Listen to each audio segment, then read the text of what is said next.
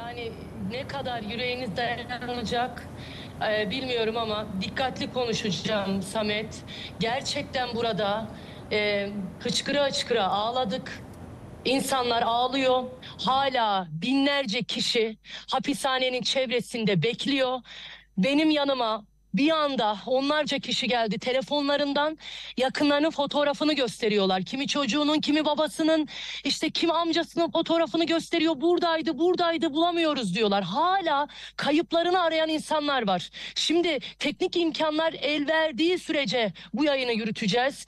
Sadece bu alanda çektiği için buradayım ama hapishanenin çevresinde, yerlerde, kaldırımlarda bekleyen yüzlerce, binlerce insan var. Burası Esad'ın işkencehanesiydi. 1987 yılında inşa edilen Sednaya hapishanesinde sağ çıkan insan çok az. Çıkanlar da akli dengesini kaybetti ve içeriden şu 4 gün içinde yüzlerce kişinin cenazesi çıkartıldı. Hala elleriyle kazı yapan insanlar var. İçeride aslında arama faaliyeti bitti.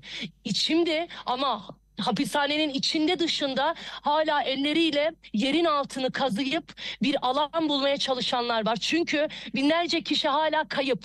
Şimdi belki de birçoğu cenazesini bulamayacak. Neden biliyor musunuz? Pres makineleri vardı içeride. Hepsini görüntüledim. Cenazelerin parçalanması için bir oda vardı ve orada cenazelerin parçalandığı makineler vardı. Yani birçok cenaze zaten yok edilmiş burada. Şimdi burada açılan çukurları gösterecek Ahmet Akpolat.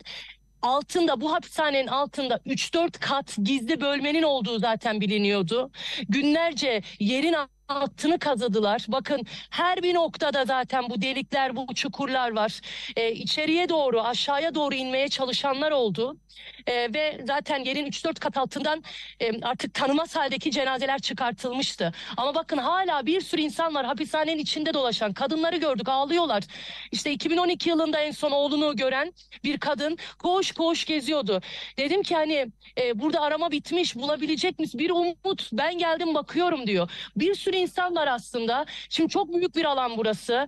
Dedim ki bir hanımefendiye, oğlunuzu niye buraya aldılar? Neden hapishaneye aldılar?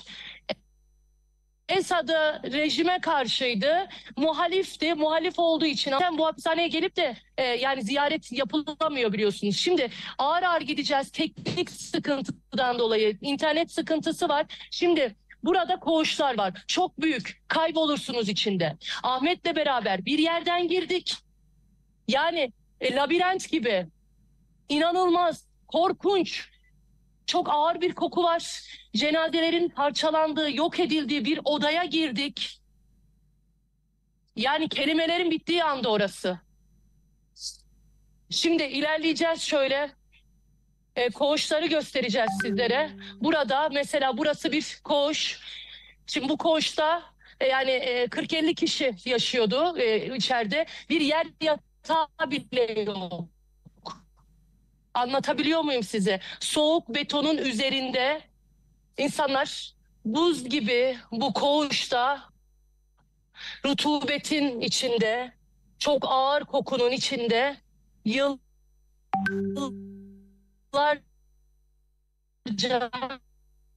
ölüme mahkum edildiler.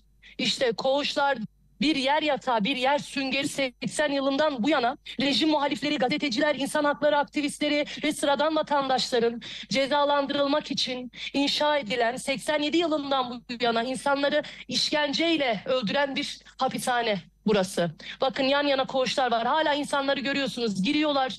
İşte yakınlarından bir parça, ağlayan kadınlar önden gidiyor. Yakınlarından bir parça bir şey belki buluruz diye bakıyorlar. Teker teker koğuşları inceliyorlar. Şimdi Uluslararası Af Örgütü 2011-2015 yılları arasında Sednaya'da 13 binden fazla kişinin gizli infazlarla öldürüldüğünü rapor etmişti. Aslında Uluslararası Af Örgütü 2011 yılında buraya dikkat çekmişti. Uluslararası İnsan Hakları Örgütleri Sednaya'yı defalarca kınamıştı ama burası kapalı bir rejim olduğu için, kapalı bir ülke olduğu için, kapalı kutu, ne olup bittiğini dünya bilmiyordu, görmüyordu. Uluslararası Af Örgütü rapor hazırladı ama gelip kimse göremediği için, bakamadığı için, işte sağ çıkan çok az sayıda insan anlattığı için az kayıt var. Dolayısıyla rejimin çökmesiyle gerçekler ortaya çıktı aslında. Eğer rejim çökmeseydi burada binlerce insan ölmeye devam edecekti. Böcekler var yerlerde, korkunç bir koku var ve o pres makinası, zaten kan dondurucu o makinalar, insanların paramparça edildiği, cenazelerin yok edildiği odalar var, infaz odaları var. Bakın şimdi birçok kişi aslında biz şu an internet burada çektiği için yapıyoruz ama buradan çok daha kötü manzaralara tanıklık ettik. Kayıt altına aldık. Genç bir çocuk babasını arıyor yıllardır. Eline bir levye aldı. Levye ile yerin altını kazıyor. Yani alan açmaya çalışıyor. Dedim ki nereden biliyorsun peki burada bir bölüm var, burada bir bölüm var. Tamamen işte umut insanlar bir umutla kendi başlarına hala bulmaya çalışıyorlar. Ama şunu söyleyeyim size, birçok kişi cenazesini bulamayabilir çünkü yok edilmiş. Şimdi başka bir koğuşu göstereceğiz yine. Yani ben 40-50 dedim ama daha fazla insan da burada balık istifi şekilde buz gibi betonun üzerinde korkunç bir kokunun içinde burada insanlar ölüme mahkum edildi. Sednaya hapishanesinden canlı yayın yapıyoruz. O ürkütücü, o gerçekten insanlık dışı muamelelerin yapıldığı o işkencehane, Esad'ın işkencehanesi olarak ve eğer rejim çökmeseydi gerçekten buradan dünya hiç haber alamayacaktı. Sadnaya hapishanesinden kurtulan az kişi uygulanan işkenceleri dış dünyaya aktarabildi. Uydu görüntüleri ve görgü tanıklarının ifadeleri ile bu ihlaller aslında, bu insan hakları ihlalleri, bu yaşanan insanlık suçu çok az oranda duyulabilmişti. Şimdi ve çıkanlar zaten biliyorsunuz akli dengesini kaybetti. Maruz kaldıkları işkenceler nedeniyle hafızasını kaybedenler, rejimin en büyük işkence merkezi olarak bu Sednaya'da öldürme ve sakat bırakma suçları sistematik olarak işlendi. Sistematik bir şekilde. Hapishanenin yer altında 3-4 kat bulunuyor ve çoğu mahkum işte o yerin altındaki o küçücük bölmelerde ölüme terk edildiler. Birçok cenazenin fotoğrafları asıldı hapishanenin çevresine. Devrilen rejimin işkencehanesi Sednaya'da hala insanlar gelip bir umutla yakınlarını bulmaya çalışıyorlar. Gözyaşları içinde bulmaya çalışıyorlar.